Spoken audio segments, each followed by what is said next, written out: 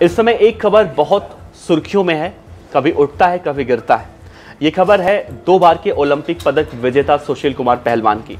अब इनको लेकर ये खबर आ रही है कि इनका जो दुश्मन है, इस समय सबसे बड़ा दुश्मन इनका है, वो गैंगस्टर काला जठेड़ी है।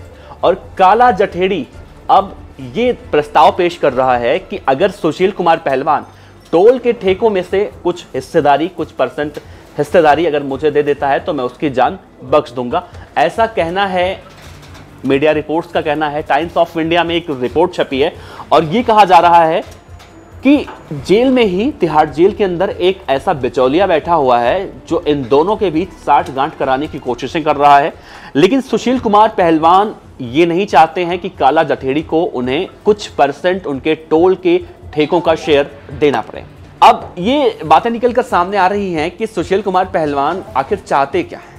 अगर सुशील कुमार पहलवान काला जठेड़ी से बचना भी चाहते हैं, जेल में भी रहना चाहते हैं, जेल से बाहर भी आना चाहते हैं, मतलब सुशील कुमार पहलवान इस समय ऐसा बर्ताव कर रहे हैं कि उनका बर्ताव देखकर कुछ भी अंदाजा लगा पाना तो बहुत मुश्किल है।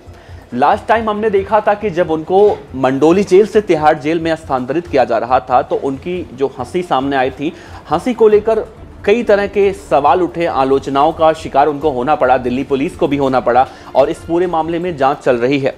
लेकिन सुशील कुमार को लेकर कहा जा रहा है कि सुशील कुमार पहलवान तो बनना चाहते ही थे, लेकिन 2014 के बाद अचानक उनका अपराधी बनने का बहुत मन करने लगा। अपराधी मतलब यहाँ कहने का मेरा मतलब है गैंगस्टर बनने का उनका ज़्यादा मन करने लगा और वो जराइम की दुनिया में एंट्री मारने लगे। तो कभी काला सौदा से मिलते हैं, तो कभी रामवीर शौकीन जो कि कांग्रेस का विधायक हुआ करता था, रामवीर शौकीन से मिलते हैं और रामवीर शौकीन उसकी मुलाकात करवाता है नीरज बवानिया जो कि दिल्ली एनसीआर का सबसे बड़ा गैंगस्टर कहा जाता है, जो अभी दिल्ली के इसी तिहाड़ जेल में बंद है।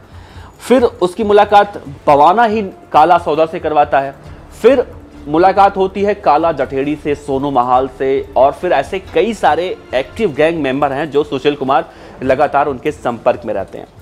सुशील कुमार के बारे में कहा जाता है कि सुशील कुमार का रोल इसमें इतना था तथाकथित रूप से कि सुशील कुमार बड़े बड़े लोगों से मिलते थे। भाई पहलवान थे, ओलंपिक पदक विजेता थे, तो लोग उनसे मिलकर अपनी शान समझते थे। तो सुशील कुमार उसकी हैसियत का अंदाजा लगाया करते थे कि इसकी हैसियत क्या होगी। और सुशील कुमार पहलवान पर अब यही आरोप लग रहा है कि उसी की हैसियत का अंदाजा लगा के वो अंडरवर्ल्ड की दुनिया में बैठे लोगों को सूचना देते थे, इन्फॉर्म करते थे और तब वहां से फिरौती मांगी जाती थी या फिर कुछ ऐसा जो है जघन्य अपराध किया जाता था। लेकिन इन सब के पीछे जो सुशील कुमार के साथ अपराध में शामिल लोग थे, उनकी जिंदगियां तबाह हो गई। सुशील कुमार ने अपने मंजिल तक पहुंचने के लिए उनको सीढ़ियों की तरह अपने पैरों के नीचे कुचलकर मतलब इस्तेमाल किया उनका। अब आप इस तस्वीर को देखिए, इसका नाम है गौरव। ये मुश्किल से 20 से 22 साल का लड़का होगा। घर वाले यही सोच रहे होंगे कि इसे हम पहलवानी के गुर सिखाने के लिए सुशील कुमार पहलवान के पास भेज रहे हैं, तो ये बड़ा पहलवान बनेगा, देश का नाम रोशन करेगा।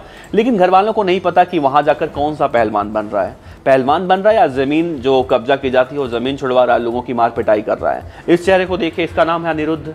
अनिरुद्ध भी उन्हीं 18-20 लोगों में से एक मेंबर था जो सागर धनखड़ की हत्या करने में, पिटाई करने में शामिल था, वीडियो बनाने में शामिल था। और ऐसे ही अनिरुद्ध और गौरव की बात नहीं है, ऐसे कई सारे लोग हैं, जो कोई जूडो कोच था, तो कोई प्रिंस दलाल नाम का व्यक्ति था, तो ऐसे कुल मिलाकर 19-20 लोग हैं।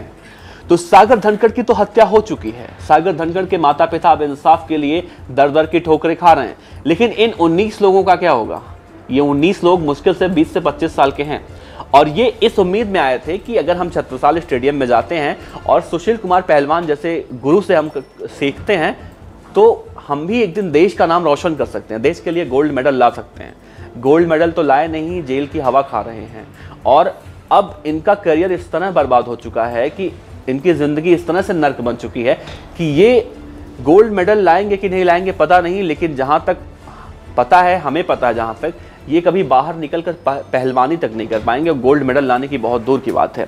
तो इन सब के पीछे सुशील कुमार पहलवान का उद्देश्य क्या था? आखिर सुशील कुमार पहलवान ने ऐसा क्यों किया?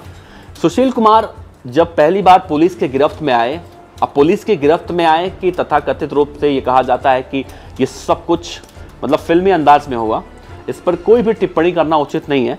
लेकिन आए जब गिरफ्त में तो ये कह रहे थे कि मैं सिर्फ और सिर्फ सागर धनखड़ को डराना धमकाना चाहता था ताकि मेरा वर्चस्व बना रहे और लोगों के अंदर ये खौफ रहे कि कोई सुशील कुमार पहलवान का पैसा कैसे मार सकता है। ये तो रही सुशील कुमार पहलवान की बात। और उसके बाद खबरें आती हैं कि सुशील कुमार पहलवान दहाड़े मार मार कर जेल के अंदर रोते हैं, कस्टडी में रोते हैं। कभी बीवी को याद करते हैं, कभी बच्चों को याद करते हैं, कभी अपने घर वालों को और मेंबरों को याद करते हैं। उसके बाद कभी हंसने लगते हैं। मतलब उसके बाद मनोवैज्ञानिक चिकित्सक को बुलाया गया, वो भी सब कुछ देखे तो मालूम चला कि सुशील कुमार पहलवान को कुछ भी नहीं हुआ है, नौटंकी कर रहे हैं, ड्रामा कर रहे हैं। बहरहाल सुशील कुमार पहलवान की जो आखिरी तस्वीर अभी आई है ना हाल फिलहाल में, मंडोली जेल के बाहर वाली, उसे देखकर तो यही लगता है कि सुशील कुमार इतना ज़्यादा खुश है ना जेल जाके, और यही सोच रहे हैं, उनके चेहरे की विजय मुस्कान यही दिखा रही है कि मैं जो चाहता था मुझे मिल गया, बाकी दुनिया जाए। आप समझ जाइए।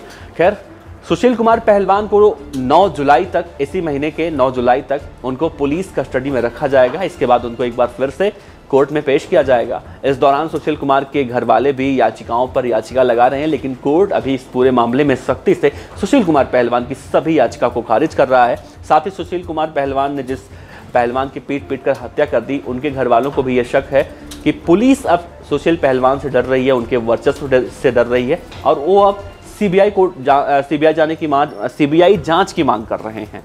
और इसके लिए वो देश के प्रधानमंत्री, गृह मंत्री से मुलाकात कर इन सब बातों का जिक्र करना चाह रहे हैं कि उनके बेटे के मर्डर केस में सीबीआई की जांच पारित की जाए ताकि उनके बेटे को इंसाफ मिल सके। खैर, इस पूरे कहानी पर सुशील कुमार को लेकर आप क्या कुछ सोचते हैं, नीचे कमेंट बॉक्स में जरूर बताइएगा। आपका बहुत बहुत शुक्रिया।